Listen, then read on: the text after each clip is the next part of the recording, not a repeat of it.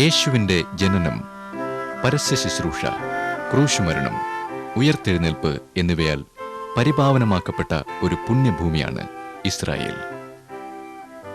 Mediterranean കടലിന് അഭിമുഖമായി കിടക്കുന്ന വിശുദ്ധ നാടുകളുടെ വടക്കേ അതിർത്തിയിൽ ലെബാനോനും, കിഴക്ക് സിറിയയും ജോർദാനും, തെക്ക് സീനായ് മരുഭൂമിയും സ്ഥിതി ചെയ്യുന്നു. തീർത്ഥാടകർക്ക് ആനന്ദവും ആത്മീയ അനുഭൂതിയും പകരുന്നവയാണ് ഈ പുണ്യഭൂമിയിലെ ദൃശ്യങ്ങൾ. യേശുക്രിസ്തുവിന്റെ ജീവിതവും ശുശ്രൂഷയുമായി ബന്ധപ്പെടുന്ന വിശുദ്ധ നാടുകളിലൂടെ നമുക്കൊരു തീർത്ഥയാത്ര ആരംഭിക്കാം. ദൈവവചനം നൽകുന്ന രക്ഷയുടെ സ്വർഗീയ സന്ദേശം നമുക്ക് സ്വീകരിക്കാം. യെരൂശലേമിന് 4000 വർഷത്തെ ചരിത്ര പാരമ്പര്യമുണ്ട്. യെരൂശലേം എന്ന വാക്കിന് സമാധാന നഗരം എന്നാണ് അർത്ഥം. എങ്കിലും ഇത്രയധികം യുദ്ധങ്ങൾക്കും രക്തച്ചൊരിച്ചിലിനും സംഘട്ടനങ്ങൾക്കും സാക്ഷ്യം വഹിച്ചിട്ടുള്ള മറ്റൊരു നഗരം ലോകത്തിലുണ്ടാവില്ല. ബാബിലോണിയർ, ഗ്രീക്കുകാർ, റോമാക്കാർ, പേർഷ്യക്കാർ, മംഗോളിയർ, ഈജിപ്തുകാർ, തുർക്കികൾ, ബ്രിട്ടീഷുകാർ എന്നിങ്ങനെ നിരവധി ആക്രമണകാരികൾ 50 പ്രാവശ്യം യെരൂശലേം കൈവശപ്പെടുത്താൻ ശ്രമിച്ചിട്ടുണ്ട്. 17 പ്രാവശ്യം യെരൂശലേം തകർക്കപ്പെടുകയും 18 പ്രാവശ്യം പുനർനിർമ്മിക്കപ്പെടുകയും ചെയ്തു. ഇസ്രായേലിലെ ദാവീദ് രാജാവാണ് ജബൂസ് എന്ന് വിളിക്കപ്പെട്ടിരുന്ന ഈ നഗരം പിടിച്ചടക്കി യെരൂശലേം എന്ന പേരിൽ തന്റെ തലസ്ഥാനമാക്കിയത്. ദാവീദിന്റെ പട്ടണം എന്ന് യെരൂശലേം അറിയപ്പെടുന്നു. യെരൂശലേമേ, യെരൂശലേമേ, കോഴി തന്റെ കുഞ്ഞുങ്ങളെ ചേർക്കും പോലെ നിങ്ങളെ ചേർത്തുകൊള്ളുവാൻ എനിക്ക് എത്ര വട്ടം മനസ്സായിരുന്നു, നിങ്ങൾക്കോ മനസ്സായില്ല. ദൈവപുത്രൻ യെരൂശലേമിനെ കുറിച്ച് പറയുകയും അതിന് വരാൻ പോകുന്ന വിപത്തിനെക്കുറിച്ച് വിലപിക്കുകയും ചെയ്തു. ബൈബിളിൽ യെരൂശലേമിനെ പറ്റി 811 പ്രാവശ്യം പരാമർശിക്കുന്നുണ്ട്. BC 586 ബാബിലോൺ രാജാവായിരുന്ന നെബൂഖദ്നേസർ യെരൂശലേം ആക്രമിച്ചു. മതിലുകൾ തകർക്കുകയും പട്ടണം കൊള്ളയടിക്കുകയും ചെയ്തു. ശലോമോൻ നിർമ്മിച്ച മനോഹരമായ ആലയം ആക്രമണകാരികൾ തീവെച്ച് നശിപ്പിച്ചു. BC 536 സൈറസ് എന്ന പേർഷ്യൻ രാജാവ് യെരൂശലേം ആക്രമിച്ച് കീഴടക്കി. എസ്ര, നെഹമ്യാവ് എന്നീ യഹൂദ നായകന്മാരുടെ നേതൃത്വത്തിൽ മതിലുകൾ പണിയുന്നതിനും ദേവാലയം പുനഃസ്ഥാപിക്കുന്നതിനും അനുവാദം നൽകി. BC 63 ജനറൽ പോംബിയുടെ ആക്രമണത്തോടുകൂടി യെരൂശലേം റോമൻ ആധിപത്യത്തിലായി. ഹെരോദ രാജാവിന്റെ ഭരണകാലത്ത് യെരൂശലേമിന് വീണ്ടും ഒരു പുനരുദ്ധാരണമുണ്ടായി. 7 വാതിലുകളുമായി ബന്ധിക്കപ്പെട്ട ഒരു വലിയ മതിൽ യെരൂശലേം നഗരത്തിന് ചുറ്റിലുമുണ്ട്. സ്വർണ്ണ താഴികക്കുടത്തോടുകൂടിയ മനോഹരമായ ഡോം ഓഫ് ദി റോക്ക് എന്നു പേരുള്ള മോസ്ക് യെരൂശലേമിലെ ഒരു പ്രധാന ആകർഷണമാണ്. യെരൂശലേമിന് തെക്കു പടിഞ്ഞാറ് ഭാഗത്തായി വെയിലിംഗ് വാൾ അഥവാ വിലാപമതിൽ കാണുന്നു. ഭാരിച്ച കല്ലുകൾ ചതുരാകൃതിയിൽ കൊത്തി പണിതുയർത്തിയിരിക്കുന്ന ഒരു മതിലാണിത്. കഴിഞ്ഞകാല പ്രതാപങ്ങളെ ഓർത്ത് യഹൂദന്മാർ ഈ ചുവരിന്മേൽ തലയടിച്ച് കരയുകയും വിലപിക്കുകയും ചെയ്യുന്നു. ഈ മതിലിന്റെ വിള്ളലുകളിൽ യഹൂദന്മാർ തങ്ങളുടെ പ്രാർത്ഥനാ വിഷയങ്ങൾ എഴുതിവെക്കുന്നു. നാമാവശേഷമായ യെരൂശലേം ദേവാലയത്തിന്റെ സ്ഥാനത്ത് ശേഷിച്ച വിലാപമതിൽ ലോകമെമ്പാടുമുള്ള യഹൂദരുടെ ഹൃദയത്തുടിപ്പാണ്.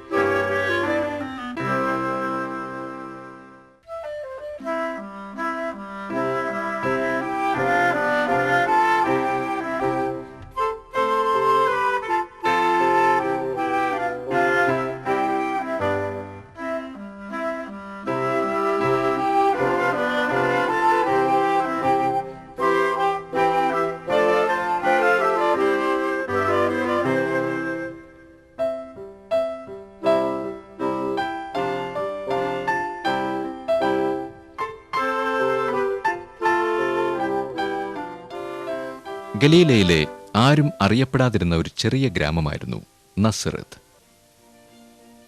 നസറത്തിൽ നിന്നും വല്ല നന്മയും വരുമോ എന്ന് ചോദിക്കത്തക്കവണ്ണം ഈ സ്ഥലം അവഗണിക്കപ്പെട്ടിരുന്നു. യേശുവിന്റെ ബാല്യകാലം ചെലവഴിച്ചത് ഇവിടെയാണ്. ഗബ്രിയേൽ ദൂതൻ മറിയയ്ക്ക് പ്രത്യക്ഷനായി യേശുവിന്റെ ദിവ്യജനനത്തെക്കുറിച്ച് അറിയിച്ചതും നസറത്തിൽ വെച്ചായിരുന്നു.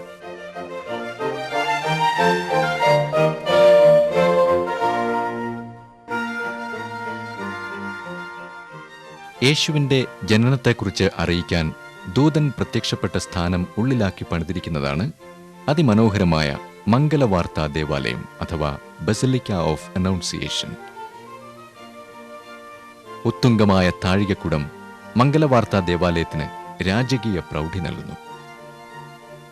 മംഗലവാർത്താ പള്ളിയുടെ ഏകദേശം 100 മീറ്റർ വടക്കു ഭാഗത്ത് യോസെഫും മറിയയും പാർത്തിരുന്നതായി പറയപ്പെടുന്ന സ്ഥാനത്ത് സെയിന്റ് ജോസഫ് ചർച്ച് അഥവാ ചർച്ച് ഓഫ് ഹോളി ഫാമിലി എന്ന ദേവാലയവുമുണ്ട്.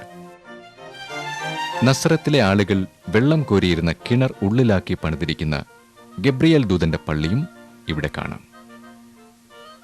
മറിയയും ബാലനായിരുന്ന യേശുവും ഈ കിണറ്റിൽ നിന്നും വെള്ളം കോരിയിരിക്കാം എന്നതിനാൽ ഈ കിണർ മറിയയുടെ കിണർ എന്നാണ് അറിയപ്പെടുന്നത്. നസറത്തിലുള്ള എൻ കാരേമിലായിരുന്നു വിശുദ്ധ യോഹന്നാൻ സ്നാപകൻ ജനിച്ചത്. വിശുദ്ധ യോഹന്നാന്റെ പിതാവായ സഖരിയാവിന്റെ വസതി എൻ കാരേമിലായിരുന്നു. ഈ വസതിയിലാണ് കന്യാമറിയം സഖരിയാവിന്റെ ഭാര്യയായ എലിസബത്തിനെ സന്ദർശിക്കുന്നത്. മറിയ എലിസബത്തിനെ വന്ദിച്ചപ്പോൾ കുഞ്ഞ് അവളുടെ ഗർഭത്തിൽ തുള്ളി. സ്ത്രീകളിൽ നീ അനുഗ്രഹിക്കപ്പെട്ടവൾ, നിന്റെ ഗർഭഫലവും അനുഗ്രഹിക്കപ്പെട്ടത്, പരിശുദ്ധാത്മാവ് നിറഞ്ഞവളായി എലിസബത്ത് വിളിച്ചു പറഞ്ഞു. മറിയ യോഹന്നാന്റെ അമ്മ എലിസബത്തിനെ സന്ദർശിച്ച സംഭവത്തെ ഓർത്തുകൊണ്ട് സന്ദർശന ദേവാലയം എന്ന പള്ളി ഇവിടെ പണിതിരിക്കുന്നു. എന്റെ ഉള്ളം കർത്താവിനെ മഹത്വപ്പെടുത്തുന്നു, എന്റെ ആത്മാവ് എന്റെ രക്ഷിതാവായ ദൈവത്തിൽ ഉല്ലസിക്കുന്നു. മറിയയുടെ ദൈവത്തോടുള്ള ഈ സ്തോത്രസ്തുതികൾ 41 ഭാഷകളിൽ സന്ദർശന ദേവാലയത്തിന്റെ ഭിത്തിയിൽ ആലേഖനം ചെയ്തിട്ടുണ്ട്.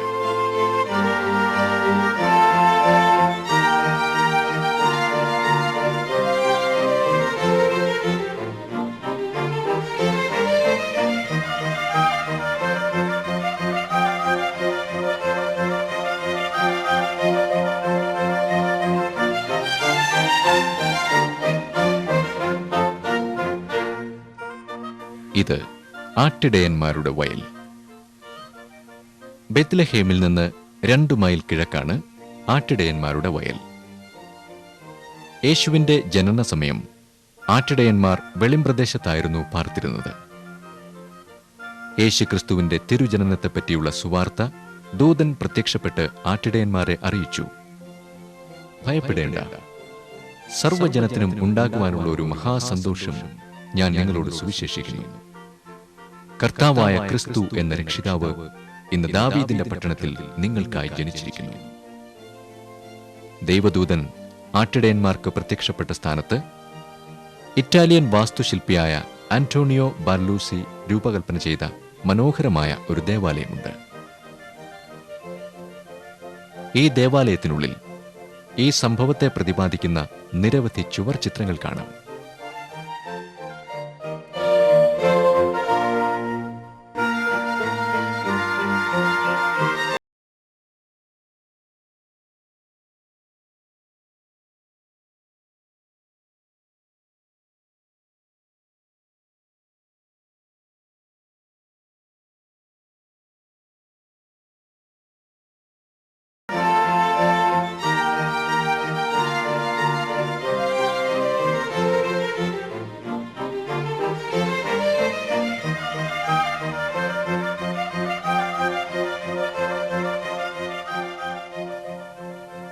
രൂത്ത് കാലാപെറുക്കാൻ വന്ന ബോവാസിന്റെ വയൽ ഇവിടെ നിന്നാൽ ദൃശ്യമാണ്.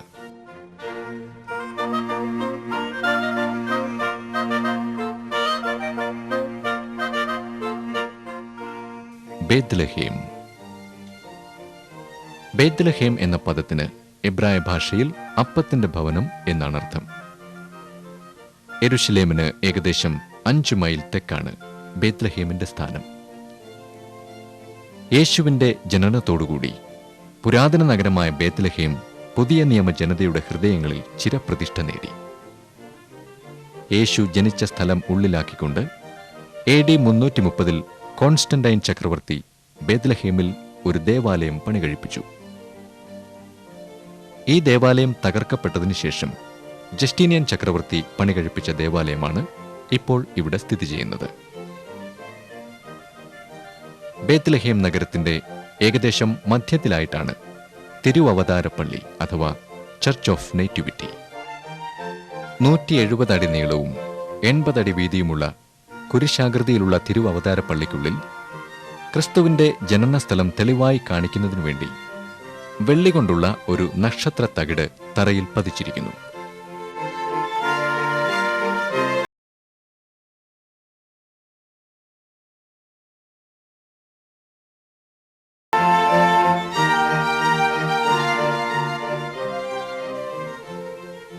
ജനന സ്ഥലത്തിനടുത്തായി ഒരു പുൽക്കൂടും കാണാം.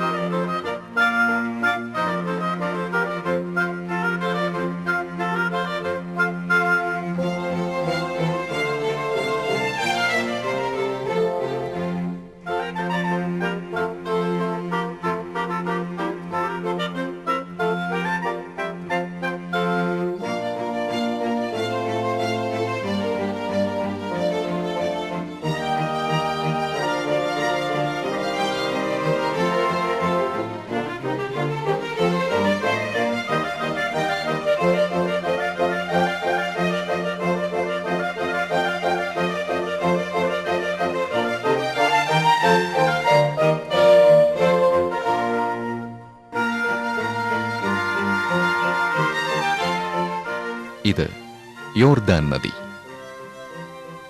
പാലസ്തീനിലെ ഏറ്റവും പ്രശസ്തവും നീളം കൂടിയതുമായ നദിയാണ് യോർദാൻ. ഹെർമോൻ പർവ്വതത്തിൽ നിന്നും ഉത്ഭവിക്കുന്ന യോർദാൻ നദി ഗലീല കടൽ വഴി ഒഴുകി ചാവുകടലിൽ പതിക്കുന്നു. വാഗ്ദത്ത ദേശത്തിന്റെ അതിർത്തിയായി ഇസ്രായേൽ ജനം കണക്കാക്കിയിരുന്ന യോർദാൻ നദി ബൈബിളിലെ നിരവധി സംഭവങ്ങളുമായി കെട്ടുപിണഞ്ഞു കിടക്കുന്നു. ലോത്ത് യോർദാൻ നദിയുടെ നീരോട്ടമുള്ള പ്രദേശങ്ങൾ തിരഞ്ഞെടുത്തു. യോശുവ യോർദാൻ നദി വിഭജിക്കുകയും ജനം ഉണങ്ങിയ നിലത്തുകൂടി മറുകരയിൽ എത്തുകയും ചെയ്തു. തനിക്കെതിരായി മത്സരിച്ച അബ്ശാലോമിന്റെ ആക്രമണം ഭയന്ന് ദാവീദ് രാജാവ് യോർദാൻ വഴിയാണ് ഓടിപ്പോയത്. കുഷ്ഠരോഗിയായ നയമാൻ യോർദാനിൽ 7 പ്രാവശ്യം മുങ്ങിയാണ് സൗഖ്യം പ്രാപിച്ചത്. യോഹന്നാൻ സ്നാപകൻ യേശുവിനെ യോർദാൻ നദിയിൽ സ്നാനപ്പെടുത്തിയതോടുകൂടി ക്രിസ്ത്യാനികൾക്ക് യോർദാൻ ഒരു പുണ്യ നദിയായി മാറി.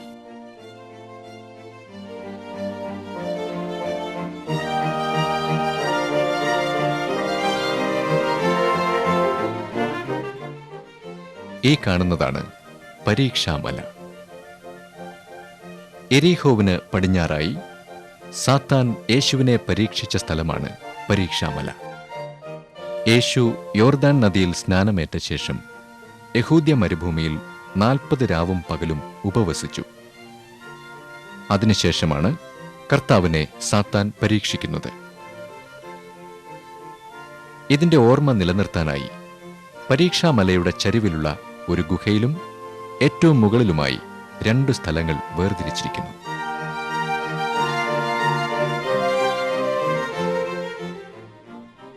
യെരീഹോം. യോർദാൻ നദി ചാവുകടലിൽ പതിക്കുന്ന സ്ഥാനത്തിന് 5 മൈൽ പടിഞ്ഞാറായി സമുദ്രനിരപ്പിൽ നിന്നും വളരെ താഴെ സ്ഥിതി ചെയ്യുന്ന പട്ടണമാണ് യെരീഹോം. ബർത്തിമായി എന്ന കുരുടന് യേശു കാഴ്ച നൽകിയത് എരീഹോമിലാണ്. ചുങ്കക്കാരനായ സക്കായി പുരുഷാരത്തിനിടയിൽ യേശുവിനെ കാണുവാൻ വേണ്ടി കാട്ടത്തിമേൽ കയറിയതും എരീഹോവിൽ വെച്ചായിരുന്നു. ഈ കാട്ടത്തിമേലാണ് സക്കായി കർത്താവിനെ കാണുവാൻ കയറിയിരുന്നത്. ഈത്തപ്പനകളുടെ നഗരമെന്നാണ് എരീഹോം അറിയപ്പെടുന്നത്. ഏലിയ പ്രവാചകൻ അന്ത്യനാളുകൾ ചെലവഴിച്ചത് എരീഹോവിലായിരുന്നു. പുതിയ നിയമത്തിൽ നല്ല ശമരിയാക്കാരന്റെ ഉപമയിൽ യേശു എരീഹോവിനെ പരാമർശിക്കുന്നുണ്ട്.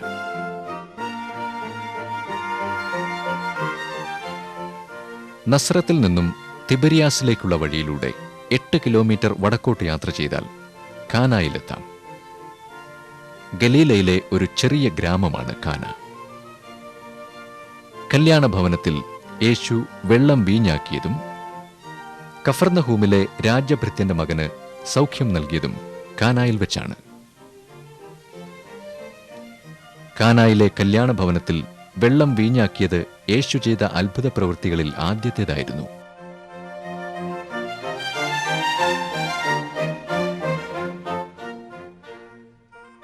ഈ അത്ഭുത പ്രവൃത്തികളുടെ സ്മാരകമായി കാനായിൽ 2 ദേവാലയങ്ങളുണ്ട്. കല്യാണ വീട് ഉൾപ്പെടുത്തിയുള്ള ദേവാലയത്തിന്റെ നിലവറയിൽ പഴയ കൽഭരണികളിലൊന്ന് ഇന്നും സൂക്ഷിച്ചിരിക്കുന്നു. യേശുവിന്റെ ശിഷ്യനായ നഥനയേലിന്റെ വീടും ഇവിടെയാണ്. ഗലീല കടലിന്റെ വടക്കേ തീരത്തുള്ള ഒരു കടൽ തീര നഗരമാണ് കഫർന്നഹൂം.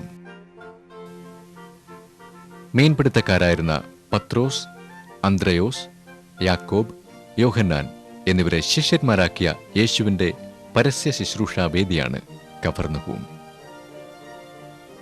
കഫർന്നഹൂമിനെ യേശു തന്റെ സ്വന്തം നഗരമായി കരുതി. യേശു പഠിപ്പിച്ച സിനഗോഗ്, പത്രോസിന്റെ വീട് എന്നിവയുടെ അടിത്തറകളും ഇടിഞ്ഞുപൊളിഞ്ഞ ഭിത്തികളും ഇപ്പോഴും ഇവിടെ കാണാം. ക്രിസ്തുവിന്റെ കാലത്തുണ്ടായിരുന്ന പഴയ സിനഗോഗ് 4-ാം നൂറ്റാണ്ടിൽ പുതുക്കി പണിയുകയുണ്ടായി. കഫർന്നഹൂമിലെ യഹൂദന്മാരുടെ പള്ളിയിലും പത്രോസിന്റെ വീട്ടിലും ചുറ്റുമുള്ള ഗ്രാമങ്ങളിലും യേശു പരസ്യ ശുശ്രൂഷ നടത്തിയിരുന്നു. യേശു പത്രോസിന്റെ അമ്മാവിയമ്മയുടെ രോഗം ഭേദമാക്കിയത് ഇവിടെ വച്ചാണ്.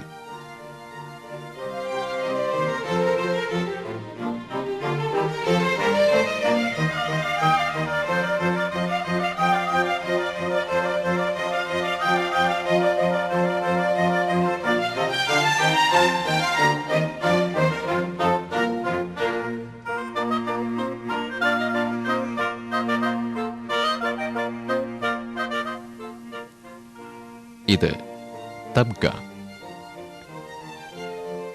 ഗലീല കടലിന് സമീപം യേശു 5 അപ്പവും 2 മീനും കൊണ്ട് 5000 പേരെ പോഷിപ്പിച്ച സമതല പ്രദേശമാണ് തബ്ഗ. ഉയർത്തെഴുന്നേറ്റ ശേഷം 3-ാം പ്രാവശ്യം യേശു തന്റെ ശിഷ്യന്മാർക്ക് പ്രത്യക്ഷനാകുന്നതിൻ്റെയും 5 അപ്പവും 2 മീനും കൊണ്ട് 5000 പേരെ പോഷിപ്പിച്ചതിൻ്റെയും ഓർമ്മ നിലനിർത്താനായി 2 പള്ളികൾ ഇവിടെ സ്ഥാപിച്ചിരിക്കുന്നു.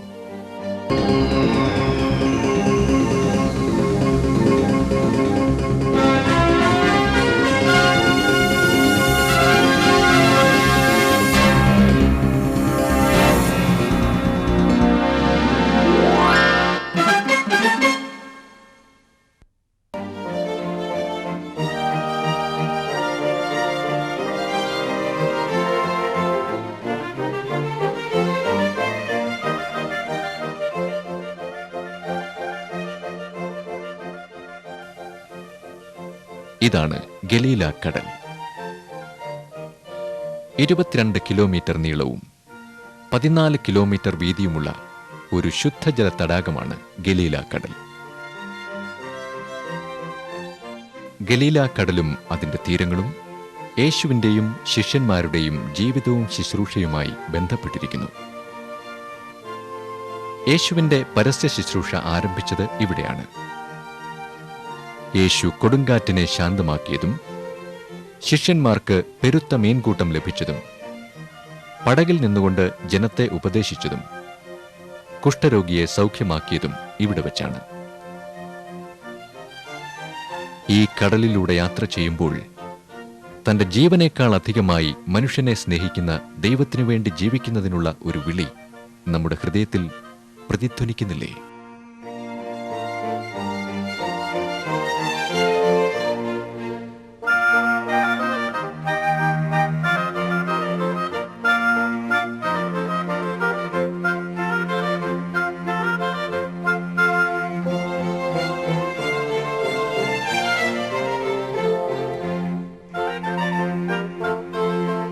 ഈ കാണുന്നതാണ് ഗിരിപ്രഭാഷണ മല. ഗലീല കടലിന്റെ പടിഞ്ഞാറേ ഭാഗത്ത് യേശുക്രിസ്തു ഭാഗ്യവചനങ്ങൾ തന്റെ ശിഷ്യന്മാർക്ക് നൽകിയ സ്ഥലമാണ് ഗിരിപ്രഭാഷണ മല അഥവാ മൗണ്ട് ഓഫ് ബിയാറ്റിറ്റ്യൂഡ്സ്. ഇതേ സ്ഥാനത്ത് ഗിരിപ്രഭാഷണ പള്ളി സ്ഥിതി ചെയ്യുന്നു. ഗിരിപ്രഭാഷണ പള്ളിയുടെ സ്ഫടികം കൊണ്ടുള്ള 8 ജനലുകളിൽ യേശുക്രിസ്തുവിന്റെ ഗിരിപ്രഭാഷണങ്ങൾ എഴുതി വച്ചിരിക്കുന്നു.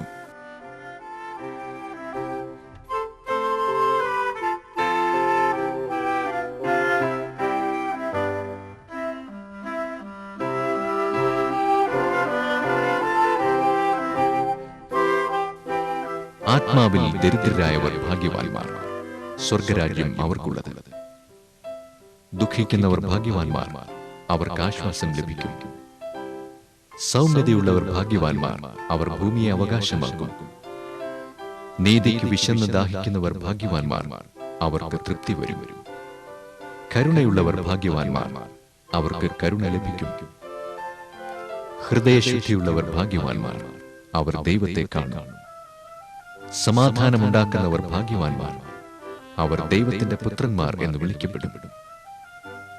നീതി നിമിത്തം ഉപദ്രവിക്കപ്പെടുന്നവർ ഭാഗ്യവാന്മാർ, സ്വർഗരാജ്യം അവർക്കുള്ളത്. മനോഹരമായ ഗിരിപ്രഭാഷണ മലയിലെത്തുന്ന തീർത്ഥാടകർ കൂട്ടമായി ഇരുന്ന് ധ്യാനിക്കുകയും ദൈവവചനങ്ങൾ പഠിക്കുകയും ചെയ്യുന്നു. ദൈവരാജ്യത്തിന്റെ മർമ്മങ്ങളാണ് ഗിരിപ്രഭാഷണങ്ങളിൽ അടങ്ങിയിരിക്കുന്നത്. ഈ ദൃശ്യങ്ങൾ കാണുന്ന നാം നീതിക്കായി വിശന്ന് ദാഹിക്കുന്നവരോ, കളങ്കമില്ലാത്ത ജീവിതശുദ്ധിക്കായി കാക്ഷിക്കുന്നവരോ? ബെഥാന്യ. യെരുശലേമിൽ നിന്ന് 2 മൈൽ അകലെ ഒലിവ് മലയുടെ ചരിവിലുള്ള ഒരു ഗ്രാമമാണ് ബെഥാന്യ. യേശുവിന്റെ ഉറ്റ സ്നേഹിതരായിരുന്ന ലാസറും മാർത്തയും മറിയയും പാർത്തിരുന്നത് ഇവിടെയാണ്. ലാസറിന്റെ കല്ലറയ്ക്കടുത്തായി 2 ദേവാലയങ്ങൾ ഇവിടെ പണികഴിപ്പിച്ചിരിക്കുന്നു. ലാസറിനെ ഉയർപ്പിച്ചതിലൂടെ ദൈവമഹത്വം വെളിപ്പെടുകയും ശിഷ്യന്മാരുടെ വിശ്വാസം ഉറപ്പിക്കപ്പെടുകയും ചെയ്തു. ഞാൻ തന്നെ പുനരുത്ഥാനവും ജീവനുമാകുന്നു. എന്നിൽ വിശ്വസിക്കുന്നവൻ മരിച്ചാലും ജീവിക്കും. ലാസറിന്റെ പള്ളി നമ്മെ ഓർമ്മിപ്പിക്കുന്നത് ഇതാണ്.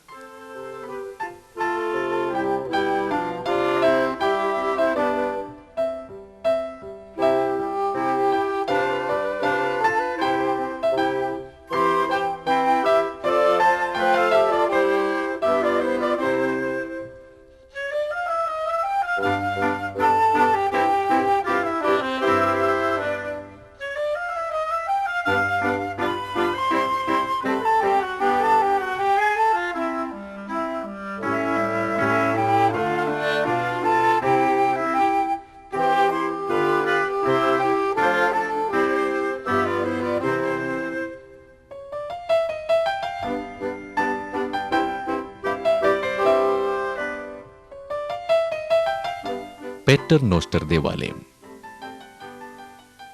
ക്രിസ്തു പഠിപ്പിച്ച പ്രാർത്ഥനയെ ഓർക്കുന്നതിനുവേണ്ടി ഒലിവ് മലയുടെ മുകളിലായി പേറ്റർ നോസ്റ്റർ എന്ന ഒരു ദേവാലയം പണികഴിപ്പിച്ചിട്ടുണ്ട്. പിതാവിനോടുള്ള പ്രാർത്ഥന നിരവധി ഭാഷകളിൽ ഇവിടെ ആലേഖനം ചെയ്തിരിക്കുന്നു.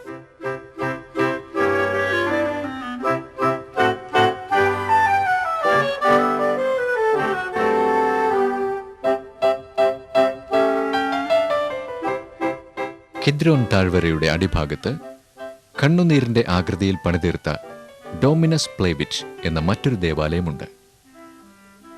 യേശു യെരുശലേമിനെ നോക്കി കണ്ണുനീർ വാർത്ത സ്ഥലം അനുസ്മരിപ്പിക്കുന്നതിനു വേണ്ടി പണിത ദേവാലയമാണിത്. ഇതാണ് മേരി മഗ്ദലന പള്ളി. മഗ്ദലനക്കാരിയായ മറിയ യേശുവിന്റെ കാൽ വിലയേറിയ സൗരഭ്യതൈലം കൊണ്ട് പൂശിയതിനെ അനുസ്മരിക്കുന്നതിനു വേണ്ടി മേരി മഗ്ദലന പള്ളി പണിതിരിക്കുന്നു. പ്രതികൂലങ്ങളും പ്രയാസങ്ങളും നിറഞ്ഞ കർത്താവിന്റെ അന്ത്യനാളുകളിൽ സ്വജനങ്ങളും ശിഷ്യരും തന്നെ വിട്ടോടിപ്പോയപ്പോൾ മറിയ തന്റെ കർത്താവിനോടൊപ്പം ക്രൂശിൻ ചുവട്ടിലും പുനരുത്ഥാന ദിവസം കല്ലറയ്ക്കലും ഒപ്പമുണ്ടായിരുന്നു. തന്റെ പുനരുദ്ധാന വാർത്ത ശിഷ്യരെ അറിയിക്കാൻ യേശു തിരഞ്ഞെടുത്തത് മറിയയെയാണ്. ഉയർത്തെഴുന്നേറ്റ യേശുവിനെ ആദ്യമായി കാണുവാനുള്ള ഭാഗ്യം ലഭിച്ചതും മഗ്ദലന മറിയയ്ക്കാണ്.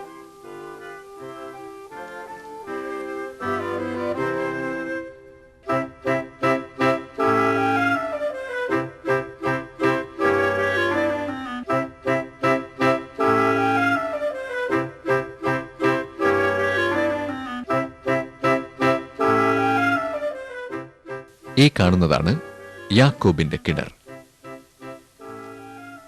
ഞാൻ കൊടുക്കുന്ന വെള്ളം കുടിക്കുന്നവന് ഒരു നാളും ദാഹിക്കയില്ല. ശമരിയയിൽ യാക്കോബിന്റെ കിണറ്റിനരികെ ഇരിക്കുമ്പോൾ വെള്ളം കോരുന്നതിന് അവിടെ എത്തിയ ശമരിയ സ്ത്രീയോട് യേശു പറഞ്ഞ വചനമാണിത്. യാക്കോബ് കുടിച്ച കിണറായതിനാലാണ് ഇതിന് യാക്കോബിന്റെ കിണർ എന്ന പേര് വന്നത്. 90 അടി താഴ്ചയും 7 അടി വിസ്താരവുമുള്ള ഈ കിണർ ഉള്ളിലാക്കി ഒരു ദേവാലയം ഇവിടെ പണിതിരിക്കുന്നു.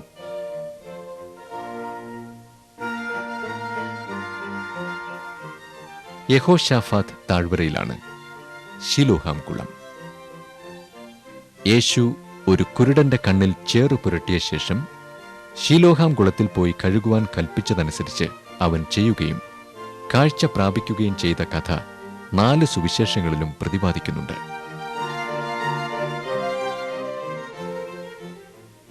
യെരുശലേമിന്റെ ഒരു വാതിലിന് പുറത്തുള്ള ബെഥെസ്ദായിൽ ഒരു കുളവും അതിനു ചുറ്റും മണ്ഡപങ്ങളുമുണ്ട്. 38 വർഷം പക്ഷവാത രോഗിയായിരുന്ന ഒരാളെ ശബത്ത് ദിവസം യേശു സൗഖ്യമാക്കിയത് ബെഥെസ്ദാ കുളത്തിൽ വെച്ചാണ്. 2 കുളിസ്ഥലങ്ങളും 5 മണ്ഡപങ്ങളോടും കൂടിയ ബെഥെസ്ദാ കുളത്തിന്റെ അവശിഷ്ടങ്ങൾ ഇവിടെ ഇപ്പോഴും ദൃശ്യമാണ്. മെൻസ ക്രിസ്റ്റി. ഉയർത്തെഴുന്നേറ്റ ക്രിസ്തു ഗലീല കടൽ തീരത്ത് വന്ന് പ്രാതൽ കഴിച്ചുകൊള്ളുവിൻ എന്ന് ശിഷ്യന്മാരെ ക്ഷണിക്കുകയും അവരോടൊപ്പം പ്രാതൽ കഴിക്കുകയും ചെയ്ത പാറയുടെ സ്ഥാനത്ത് പണിതീർത്തിരിക്കുന്നതാണ് മെൻസ ക്രിസ്റ്റി ദേവാലയം. മെൻസ ക്രിസ്റ്റി എന്ന വാക്കിന് യേശുവിന്റെ മേശ എന്നാണ് അർത്ഥം. തന്റെ അജഗണത്തെ നയിക്കുവാൻ യേശുക്രിസ്തു പത്രോസിനെ ചുമതലപ്പെടുത്തിയത് മെൻസ ക്രിസ്റ്റിയിൽ വെച്ചായിരുന്നു. ഇതാണ് താബോർ മല. യേശു തേജസ്കരിക്കപ്പെട്ട മലയാണ് താബോർ മല. പഴയ നിയമത്തിലും പുതിയ നിയമത്തിലും നിരവധി പ്രാവശ്യം താബോർ മലയെപ്പറ്റി പരാമർശിക്കുന്നു.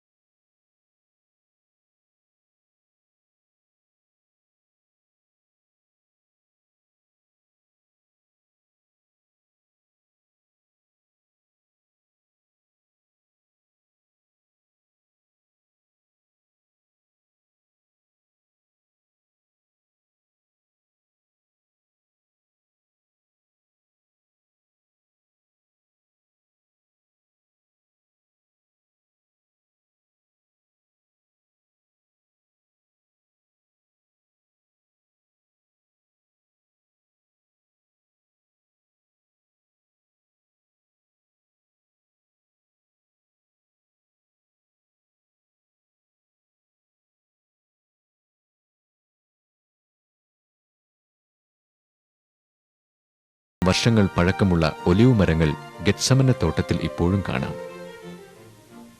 യേശുവിന്റെ അന്ത്യരാത്രിക്ക് ഇതിൽ 8 ഒലിവ് മരങ്ങൾ സാക്ഷ്യം വഹിച്ചിരുന്നതായി വിശ്വസിക്കപ്പെടുന്നു. Church of agony, all Nations church എന്നീ പേരുകളിൽ അറിയപ്പെടുന്ന ഒരു ദേവാലയം ഇവിടെയുണ്ട്.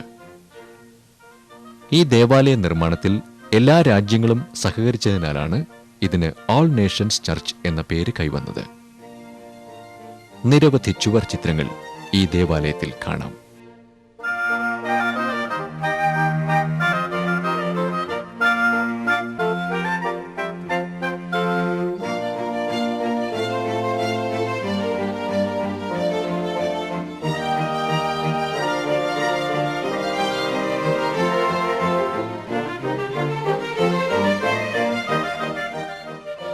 സെയിന്റ് പീറ്റർ എൻ ഗലിക്കൻറ്റു എന്നറിയപ്പെടുന്ന ഈ സ്ഥലത്ത് വെച്ചാണ് പത്രോസ് യേശുവിനെ തള്ളിപ്പറഞ്ഞത്. ഗെത്സമനെ തോട്ടത്തിൽ പടയാളികളാൽ ബന്ധിക്കപ്പെട്ട ശേഷം യേശുവിനെ ഹന്നാവിന്റെയും മഹാപുരോഹിതനായ ജോസഫ് കയ്യഫാവിന്റെയും അടുക്കലെത്തിച്ചു. പത്രോസും യോഹന്നാനും യേശുവിനെ അനുഗമിച്ചു.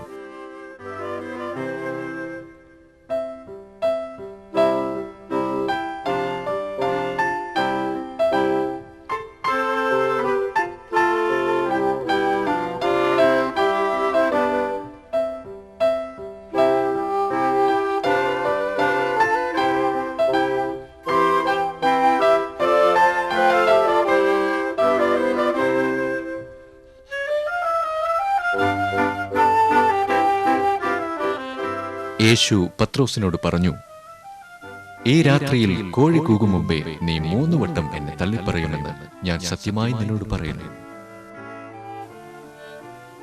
ഞാൻ മരിക്കേണ്ടി വന്നാലും നിന്നെ തള്ളിപ്പറയുകയില്ല എന്ന് പറഞ്ഞ പത്രോസ് യേശുവിനെ 3 വട്ടം തള്ളിപ്പറഞ്ഞ സ്ഥലമാണിത്. വിചാരണയ്ക്ക് ശേഷം യേശുവിനെ കയ്യഫാവിന്റെ വീടിന് താഴെയുള്ള കാരാഗൃഹത്തിൽ അടച്ചു. ചാട്ടവാറുകൊണ്ട് അടിയേറ്റ യേശു കൈയുയർത്തി തന്റെ പിതാവിനോട് പ്രാർത്ഥിച്ചു. തന്റെ തിരുശരീരത്തിൽ നിന്നും ഒഴുകിയ രക്തം പുരണ്ട മണ്ണാണിത്. ഈ ഓർമ്മകൾ ഇന്നും അനേകം തീർത്ഥാടകരെ കണ്ണീരിലാഴ്ത്തുന്നു. ഈ സ്ഥലം ഉള്ളിലാക്കിക്കൊണ്ട് പണിതിരിക്കുന്ന മനോഹരമായ ഒരു ദേവാലയം ഇവിടെ ദൃശ്യമാണ്.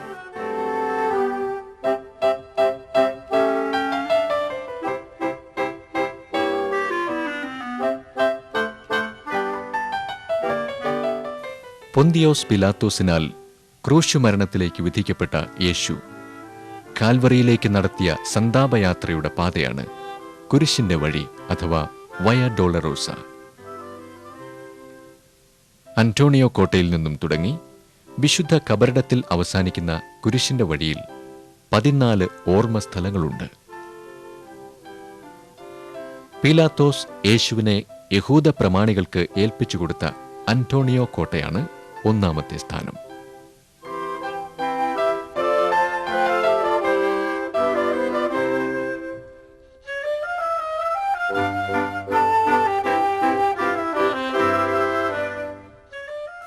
റോമൻ പടയാളികളുടെ താവളമായിരുന്നു ഇവിടം.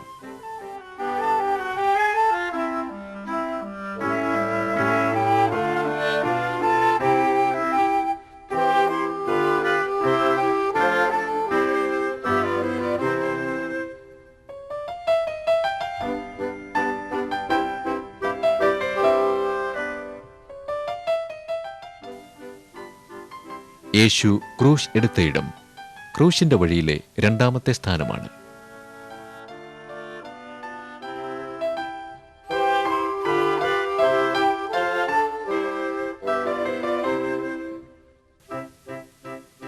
കുരിശിന് താഴെയായി യേശു വീഴുന്നതും ജനക്കൂട്ടത്തിനിടയിൽ യേശു തന്റെ അമ്മയായ മറിയയെ കണ്ടുമുട്ടുന്നതും 3ഉം 4ഉം ഓർമ്മ സ്ഥലങ്ങളാണ്. കുറേനക്കാരനായ ശീമോൻ ക്രൂശ് വഹിക്കാൻ നിർബന്ധിതനാകുന്ന സ്ഥലമാണ് കുരിശിന്റെ വഴിയിലെ 5ാമത്തെ സ്ഥാനം. കുരിശ് ചുമന്നുകൊണ്ട് പോകുമ്പോൾ വെറോണിക്ക യേശുവിന്റെ മുഖത്തെ വിയർപ്പ് തുടച്ച സ്ഥലം 6ാമത്തെ ഓർമ്മ സ്ഥലമായി അടയാളപ്പെടുത്തിയിരിക്കുന്നു. ഭാരമേറിയ കുരിശുമേന്തി യെരുശലേം തെരുവീഥികളിൽ കൂടി നടന്നു നീങ്ങിയ യേശുദേവൻ രണ്ടാമത് വീഴുന്ന ഇടം 7-ാമത്തെ ഓർമ്മസ്ഥലമാണ്. യെരുശലേം പുത്രിമാരെ, എന്നെ ചൊല്ലിക്കരയല്ല, നിങ്ങളെയും നിങ്ങളുടെ മക്കളെയും ചൊല്ലിക്കരവിൻ. തന്നെ നോക്കി വിലപിക്കുന്ന സ്ത്രീകളെ യേശു ആശ്വസിപ്പിച്ചു. ഇവിടം ക്രൂശിന്റെ വഴിയിലെ 8-ാമത്തെ ഓർമ്മസ്ഥാനമായി അടയാളപ്പെടുത്തിയിരിക്കുന്നു. ക്രൂശിന്റെ വഴിയിൽ യേശു 3-ാമത് വീഴുന്നതും യേശുവിന്റെ വസ്ത്രം ഉരിഞ്ഞുകളയുന്നതും 9-ഉം 10-ഉം ഓർമ്മസ്ഥാനങ്ങളാണ്. യേശുവിനെ ക്രൂശിൽ ആണിയടിക്കുന്നയിടം ക്രൂശിന്റെ വഴിയിൽ 11-ാമത്തെ ഓർമ്മസ്ഥാനമായി അടയാളപ്പെടുത്തിയിരിക്കുന്നു.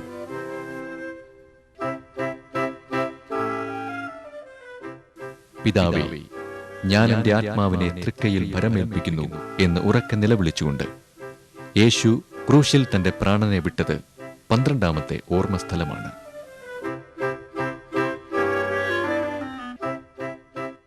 പീലാത്തോസിനോട് അനുവാദം വാങ്ങിയ ശേഷം അരിമധ്യക്കാരനായ യോസഫ് യേശുവിന്റെ ശരീരം ക്രൂശിൽ നിന്നും ഇറക്കി ഒരു ശീലയിൽ പൊതിഞ്ഞ് പാറയിൽ വെട്ടിയിരുന്നതും ആരെയും ഒരിക്കലും വെച്ചിട്ടില്ലാത്തതുമായ കല്ലറയിൽ അടക്കം ചെയ്തു. യേശുവിനെ ക്രൂശിൽ നിന്നും താഴെ ഇറക്കുന്നതും കല്ലറയിൽ അടക്കം ചെയ്യുന്നതും ക്രൂശിന്റെ വഴിയിലെ 13-ഉം 14-ഉം ഓർമ്മസ്ഥാനങ്ങളാണ്.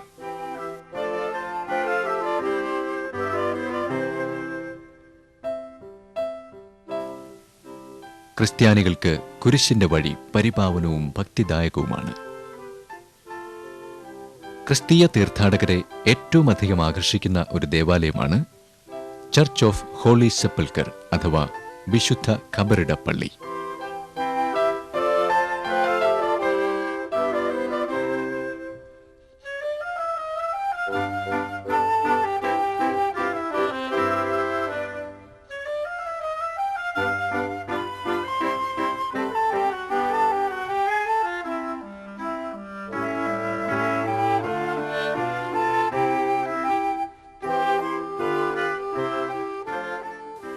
കാൽവറി, ഗൊൽഗോഥ, യേശുവിന്റെ കല്ലറ എന്നീ സ്ഥാനങ്ങൾ ഉള്ളിലാക്കിക്കൊണ്ടാണ് ഈ ദേവാലയം നിർമ്മിച്ചിരിക്കുന്നത്.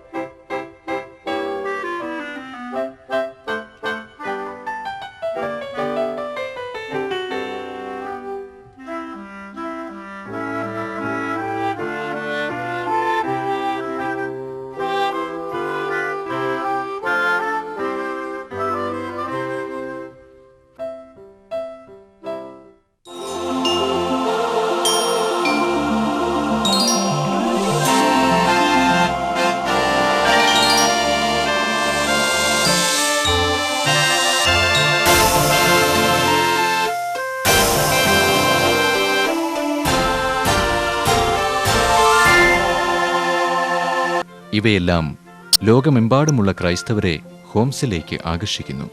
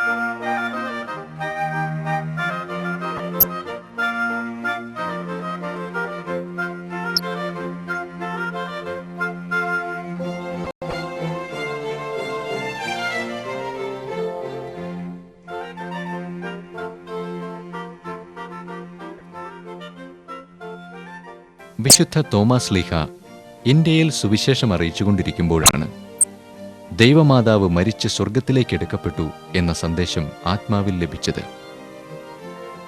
ദൂതന്മാർ വിശുദ്ധ തോമാസ് ലീഹായെ യെരുശലേം നഗരത്തിന് പുറത്തുള്ള ജോസഫാത്ത് പ്രദേശത്ത് എത്തിച്ചു. വിശുദ്ധ മാതാവിന്റെ മരണസമയത്തും ഖബറടക്കത്തിലും സംബന്ധിക്കാൻ കഴിയാത്ത സ്ലീഹ അതീവ ദുഃഖിതനായിരുന്നു. അപ്പോൾ ആകാശത്തു നിന്നും വിശുദ്ധ തോമായുടെ ശരീരത്തിലേക്ക് മാതാവിന്റെ മേലങ്കിയുടെ പുറത്തുള്ള ഇടക്കെട്ട് വന്നു പതിച്ചു. ശരീരത്തോടുകൂടി വിശുദ്ധ മാതാവ് സ്വർഗത്തിലേക്ക് എടുക്കപ്പെട്ടു എന്ന സത്യം വിശുദ്ധ തോമാസ് ലീഹ മൂലമാണ് സ്ഥിരീകരിക്കപ്പെട്ടത്. ശ്ലീഹ തന്റെ മരണം വരെയും കേരളത്തിലും മദ്രാസിലെ മൈലാപ്പൂരിലും വളരെ വിലപ്പെട്ടതായി സൂക്ഷിച്ചിരുന്ന ഈ ഇടക്കെട്ട് 1953 സിറിയയിലെ ഹോംസിൽ ഈ ദേവാലയത്തിന്റെ വിശുദ്ധ മദ്ബഹായിൽ കണ്ടെത്തി. ഒരു കല്ലിന്റെ മധ്യത്തിൽ വൃത്താകൃതിയിലുണ്ടാക്കിയ കുഴിയിൽ ഒരു പ്രത്യേകതരം ലോഹത്തിൽ നിർമ്മിച്ച ചെപ്പിൽ വിശുദ്ധ മാതാവിന്റെ ഇടക്കെട്ട് സൂക്ഷിച്ചിരിക്കുന്നു.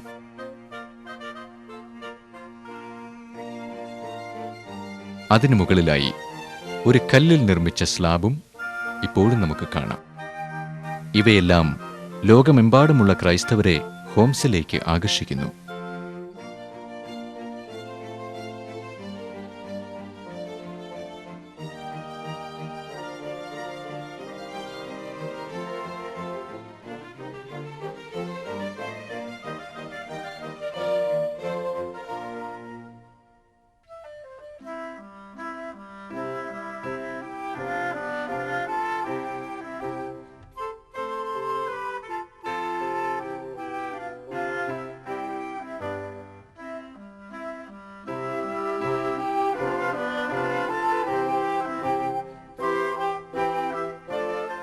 بيت جيران عيد يضاف عليه أيام زونورو وحنان يدعينان مون إسلام مدين يعقيب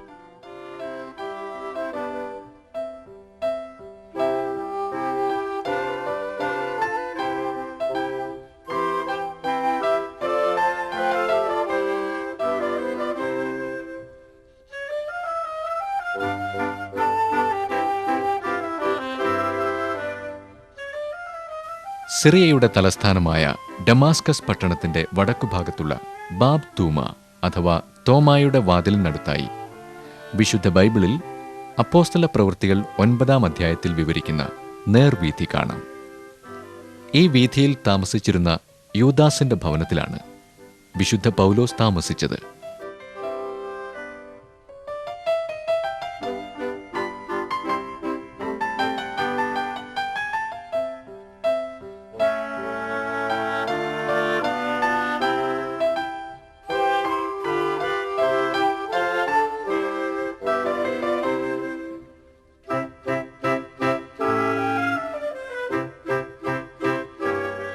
ഈ നേർവീഥിയുടെ പടിഞ്ഞാറ് ഭാഗത്ത് പട്ടണത്തിന് പുറത്തുവെച്ചാണ് വിശുദ്ധ പൗലോസ് അപ്പോസ്തലന് ദർശനവും മാനസാന്തരവും ഉണ്ടായത്.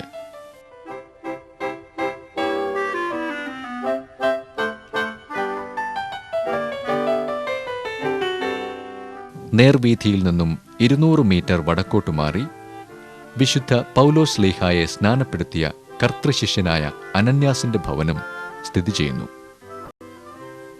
ഇപ്പോൾ ഇത് ഒരു ചാപ്പലായി ഉപയോഗിച്ചു വരുന്നു.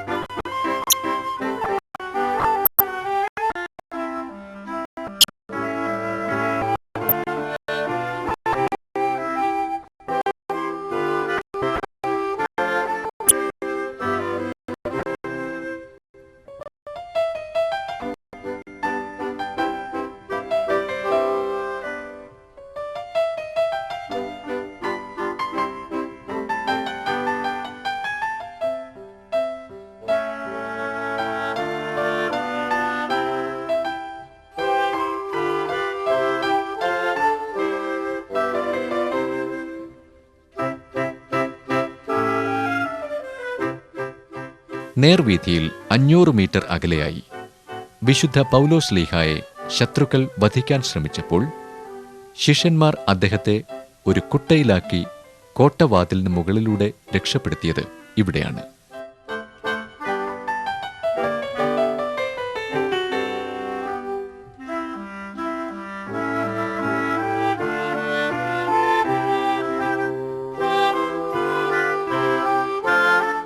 നേർവീഥിയിൽ നിന്നും അല്പം അകലെയായി അതിബൃഹത്തായ ഒമയാദ് മോസ്ക് സ്ഥിതി ചെയ്യുന്നു. മുൻപ് ഇത് ഒരു ക്രൈസ്തവ ദേവാലയം ആയിരുന്നു എന്ന് പറയപ്പെടുന്നു.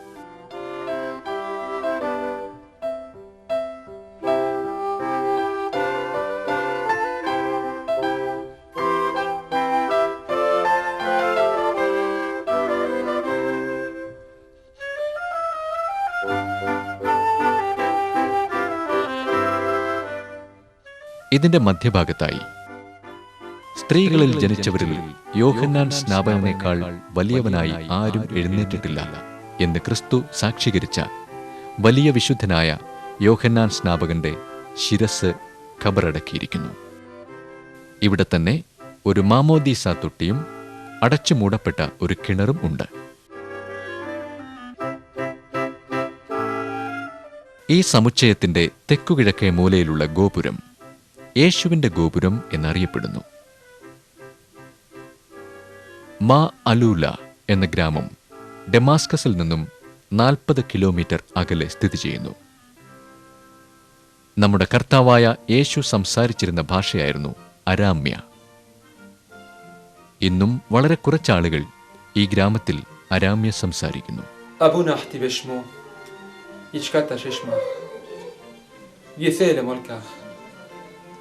تشيثكن يرود شاخ إخ بشمو تشيب على رام أبليح لحمح أخو اليومه وفرليح ديوثا إخ من غفر للمقطع مينا ولو فاشتخلنا بشار ديوثا بيس حسلناح مشينا آمين.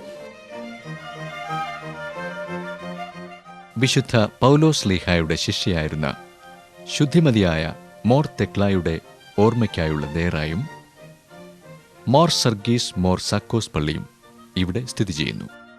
മാ അലൂല ഗ്രാമത്തിന്റെ കുന്നിൻ ചെരുവിൽ ഇപ്പോഴും പല ഗുഹകൾ കാണാം. പുരാതന കാലങ്ങളിൽ അനേകം സന്യാസികൾ ഈ ഗുഹകളിൽ ഉപവാസത്തിലും പ്രാർത്ഥനയിലും കഴിഞ്ഞുകൂടിയിരുന്നു.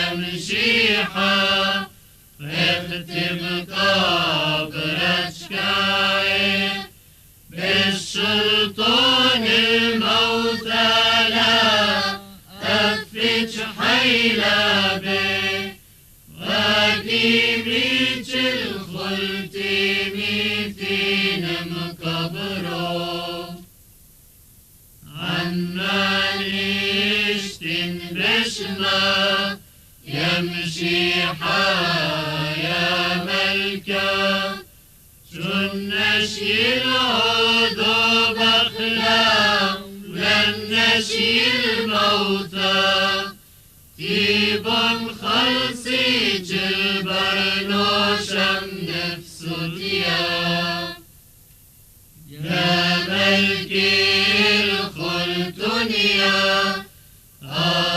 أضبطيش العرا قبر ضحك عدشم إزهر بوشي تيمون أكيميش الخلتي ميتين مقبرو يمشي يمشي حي يا ملكي الخل أنثى موتو بمجاحي من نور موتو بجبو إلا جاعتك البرنوشة من حطيثة سيت الكون خلي عفرا حمي اللي في أفن القبر ياهو خلي يمي ثوب قبر حجيكم بين شوي اللي يمشي حيوثا قبر حنا بالسلطان الموتى لا أفج حيلا به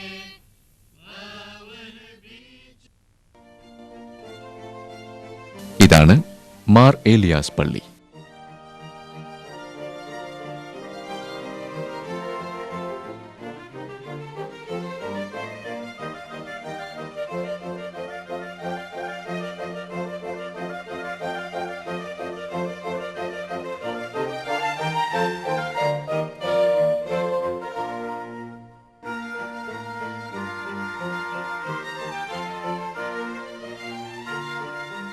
ഏലിയ പ്രവാചകൻ ഇസബേലിന്റെ ആക്രമണത്തെ ഭയന്ന്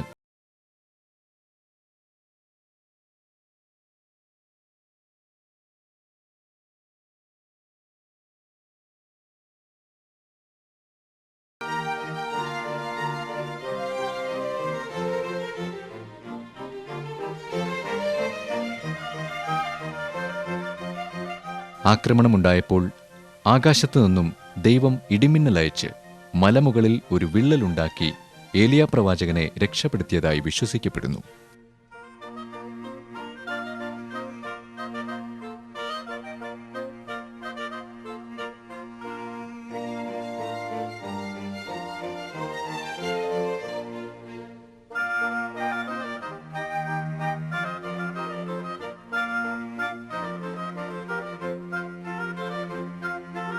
ഏലിയ പ്രവാചകന്റെ കുതിരയുടെ കുളമ്പിന്റെ പാട് ഇവിടെ ദൃശ്യമാണ്. ശമരിയ രാജാവായിരുന്ന ആഹാബിന്റെ അരമനയും സമീപത്തുള്ള നാബോത്തിന്റെ മുന്തിരിത്തോപ്പും ഏലിയാവിന്റെ ശിഷ്യനായിരുന്ന എലീശായെ തെരഞ്ഞെടുത്തതും ഇവിടെ നിന്നും അകലെയല്ല. ഏലിയ പ്രവാചകന്റെ ഓർമ്മയ്ക്കായി മാറായിലെ മാർ ഏലിയാസ് പള്ളി പണിതീർത്തിരിക്കുന്നു.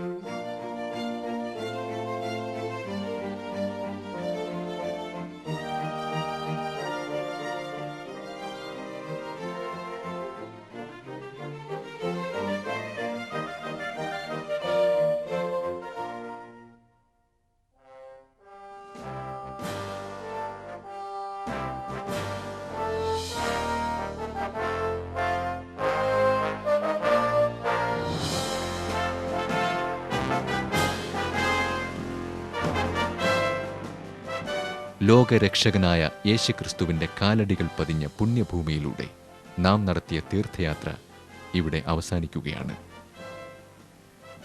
കഷ്ടതകളും വേദനകളും നിറഞ്ഞ ജീവിതത്തിൽ നാം സാഹചര്യങ്ങളെ പഴിക്കുന്നവരും ജീവിതം വെറുക്കുന്നവരും ആയിത്തീരാറില്ലേ? വിദ്വേഷത്തിൻ്റെയും അശാന്തിയുടെയും തുരുത്തിലകപ്പെട്ട് ലക്ഷ്യബോധമില്ലാത്തവരായി 100 തെറ്റുകളിലേക്കും അവസാനം ആത്മഹത്യയിലേക്കും വലിച്ചിഴക്കപ്പെടാറില്ലേ? മാതാപിതാക്കളും സഹോദരങ്ങളും സ്നേഹിതരും ഉപേക്ഷിച്ചാലും നമ്മെ ഉപേക്ഷിക്കാത്ത സ്നേഹനാഥനായ യേശു കാണാതെ പോയ ആടിനെ കണ്ടെത്തുന്നതിനു വേണ്ടിയുള്ള തിരച്ചിൽ പോലെ നമ്മെ ഓരോരുത്തരെയും തിരയുകയാണെന്ന സത്യം നാം അറിയുന്നുണ്ടോ? ദൈവ തേജസ്സുകൊണ്ട് പ്രകാശിതമായ പളുങ്കുപോലെ ശുഭ്രമായ ജീവജല നദിയൊഴുകുന്ന സ്വർഗീയ ഭൂമിയിലേക്ക് ക്രിസ്തു നമ്മെ ക്ഷണിക്കുകയാണ്. സ്നേഹവർഷം ചൊരിഞ്ഞുകൊണ്ട് കണ്ണിമയ്ക്കാതെ അവൻ നമ്മെ നോക്കുകയാണ്. മനുഷ്യരോടുകൂടെയുള്ള ദൈവത്തിൻ്റെ കൂടാരത്തിൽ ക്രിസ്തു നമ്മുടെ ദൈവമായിരിക്കും. നാം അവൻ്റെ ജനമായിരിക്കും. എന്നെ അനുഗമിക്കുക, ഞാൻ നിങ്ങളെ മനുഷ്യരെ പിടിക്കുന്നവരാക്കും എന്ന ദൈവവിളി ഉൾക്കൊണ്ടുകൊണ്ട് പുതിയ സഹസ്രാബ്ദത്തിൽ ഉണർവോടും പുനർസമർപ്പണത്തോടും കൂടി ദൈവത്തോടൊത്ത് അവൻ്റെ ഹിതം ചെയ്ത് ദൈവത്തിന് പ്രസാദകരമായതും